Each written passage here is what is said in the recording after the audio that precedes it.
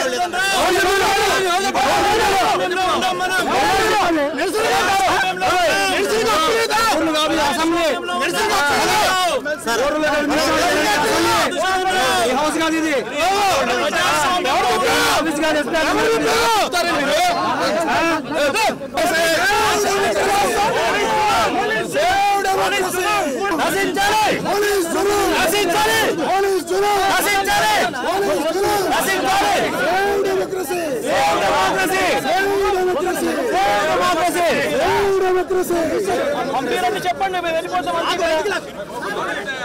పంపిరంటే చెప్పండి మేము వెళ్ళిపోతాము పంపిరా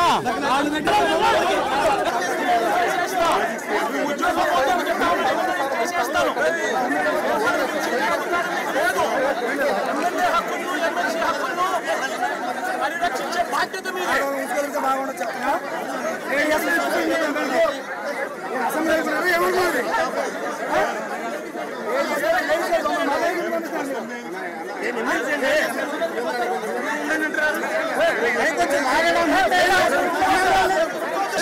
ప్రజాస్వామ్యాన్ని కాపాడడం మీ బర్ది మీ టోపీ మీద ఉన్న సింహాలకు అర్థం అది. ఎవరు చెప్పారండి ఈ పేపర్లు చింపమని చెప్పి? ఎవరు చెప్పారండి పేపర్లు చింపమని చెప్పి? ఎవరు చెప్పారు అధికారం? అంటే అసెంబ్లీలోకి పేపర్లు చింపే అధికారం చింపే అధికారం ఎవరు ఇచ్చారు మీకు? ఎమ్మెల్యేల దగ్గర నుంచి ఎమ్మెల్సీల దగ్గర నుంచి ఇలా పేపర్లు గుంజుకొని లాక్కొని మీ ఇష్టం వచ్చినట్టుగా చింపే కార్యక్రమం చేసే అధికారం ఎవరిచ్చారు?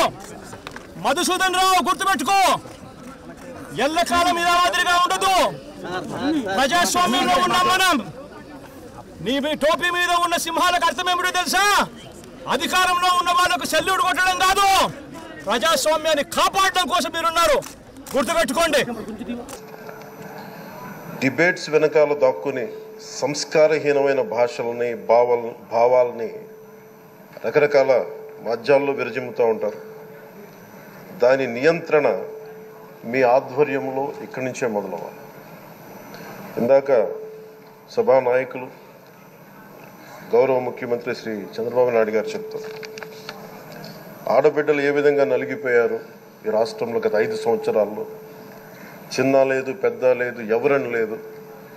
ఎవరన్నా సరే ఒక మాట మాట్లాడితే వాళ్ళ వ్యక్తిగతంగా దూషణ, సోషల్ మీడియాలో వాళ్ళని క్యారెక్టర్ అసాసినేట్ చేయటం, వాళ్ళు పెద్ద నాయకులు కావచ్చు, కార్యకర్తలు కావచ్చు, లేదా వాళ్ళకి ఎదురు తిరిగి ఒక ఒపీనియన్ చెప్పి ఎవరైనా సగటు మనిషి కూడా కావచ్చు, అది ఇక్కడతో ఈ రోజు నుంచి ఆగిపోవాలి అధ్యక్ష. అది మీ ఆధ్వర్యంలోనే మొదలవ్వాలి. గత ప్రభుత్వం తాలూకు సభ జరిగిన విధానం చూస్తే ఈ వ్యక్తిగత దూషణ ఇవన్నీ చాలా ఇబ్బంది పెట్టే ప్రజలు. ఈ రోజున వాళ్ళకి 11 సీట్లకు పరిమితం అయ్యారు, ఈరోజు లేరు, ధైర్యం లేదు వాళ్ళకి. విజయాన్ని తీసుకోగలిగారు కానీ ఓటమి కూడా ధైర్యంగా కూర్చుకునే వాళ్ళకి స్థాయి లేదు, వాళ్ళకి పారిపోయారు ఇక్కడి నుంచి. భావంలో ఉండే తీవ్రత భాషలో ఉండాల్సిన అవసరం లేదు. భాష మనుషుల్ని కలపడానికి కానీ విడగొట్టడానికి కాదు, భాష విద్వేషం రేపడానికి కాదు, పరిష్కరించడానికి. ఎంత జటిలమైన సమస్య అయినా, భయంకర సమస్య అయినా చర్చల ద్వారా పరిష్కరించుకోవడానికి కానీ వివాదం సృష్టించడానికి కాదు. ఈ సభ ఉన్నది అందుకు. కానీ మనం చూసింది వాళ్ళ దగ్గర నుంచి బూతులతోటి, వ్యక్తిగత దోషులతోటి రాష్ట్ర పురోభివృద్ధిని ఆపేశారు. అలాంటి సభ కాకుండా ఇందాక మన పెద్దలు శ్రీ గౌరవ ముఖ్యమంత్రి చంద్రబాబు గారు చెప్పినట్టుగా ఇది భవిష్యత్తుకి ఇది ఒక ప్రమాణం అవ్వాలి. 2047 వరకు ఇంత అద్భుతమైన స్థానంలో మనకి ఆంధ్రప్రదేశ్ తెలుగు జాతి ఉన్నత స్థాయికి వెళ్ళాలంటే ఈరోజు మనం వేసే ప్రతి అడుగు అది భవిష్యత్ తరాలకు ఒక నిర్దేశక ఒక టచ్ స్టోన్గా ఉండిపోవాలి, ఒక గిట్ రాయిగా ఉండిపోవాలి. ఈ రోజున ఈ సభలో ఉన్న గౌరవ సభ్యులందరూ చట్టాలు చేయడానికి ఉన్నారు, చట్టాలు ఉల్లంఘించడానికి కాదు. విభేదించడం అంటే ద్వేషించడం కాదు, వాదించడం అంటే కొట్టుకోవడం కాదు. ఇవన్నీ విభేదించడం, వాదించడం ఇవన్నీ ప్రజాస్వామ్యానికి చాలా మౌలికమైన పునాదులు. ఆంధ్రప్రదేశ్ ఆవిర్భావం జరిగి అసలు భాషా ప్రయుక్త రాష్ట్రాల ఆవిర్భావమే మన ఆంధ్ర రాజ్యంతో మొదలైంది. అమరజీవి పొట్టి శ్రీరాములు గారి బలిదానం మీద మన రాష్ట్రం పుట్టింది. 56 రోజులు తిండి తిప్పలు తినకుండా నరకం అనుభవిస్తూ ఆయన బలైపోయారు. ఆయన మరణానికి చేరువవుతూ ఆమరణ నిరాహార దీక్ష చేసిన ప్రతిరోజు మనకి దాదాపు ఈ సుదీర్ఘమైన 6 దశాబ్దాల కాలం, 1.5 సంవత్సర కాలం అంటే ఆయన ప్రతిరోజు చావుకు చేరువవుతూ భోజనం లేకుండా ఆయన గడిపిన ప్రతిరోజు మనకి 1.5 సంవత్సర కాలం.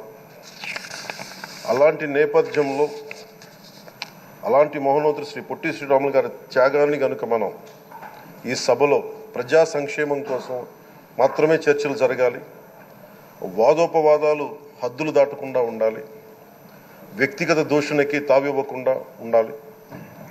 అలా కాకుండా గత ప్రభుత్వంలాగే ఈ సభని తిట్లకి, బూతులకి, కొట్లాటికి వాడితే ప్రతి నిమిషం పొట్టి శ్రీరాములు గారి బలిదానాన్ని అవమానం చేసినట్టే. ఒక గొప్పవాడు, ఒక మహానుభావుడు బతికినప్పుడు మాత్రమే కాదు, చనిపోయిన తర్వాత కూడా కొన్ని తరాలు ఉపయోగపడతారని నిరూపిస్తారు.